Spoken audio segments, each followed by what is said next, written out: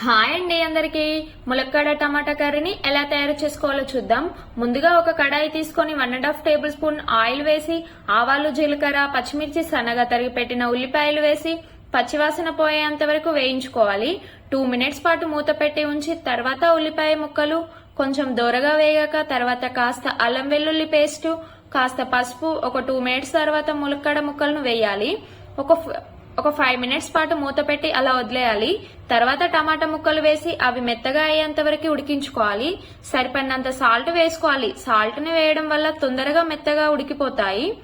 తర్వాత సరిపడినంత కారం, ధనియా పౌడర్ వేసి కాసేపు మూత పెట్టి ఉంచి కొన్ని వాటర్ ని యాడ్ చేసుకోవాలి. 5 మినిట్స్ పాటు మూత పెట్టాలి. ములక్కాడ 80% ఉడికాక కుడక పొడి వేయాలి. కుడక పొడి వేయడం వల్ల మంచి గ్రేవీ లాగా వస్తుంది. అలా 2 మినిట్స్ మూత పెట్టి కొత్తిమీర చల్లుకుంటే సరిపోతుంది. ములక్కాడ టమాటా కర్రీ రెడీ. అవసరమైన వాళ్ళు ట్రై చేయండి. నచ్చితే లైక్ చేసి సబ్స్క్రైబ్ చేయండి. Thank you. టేస్ట్ అయితే బాగుంది. Thank you.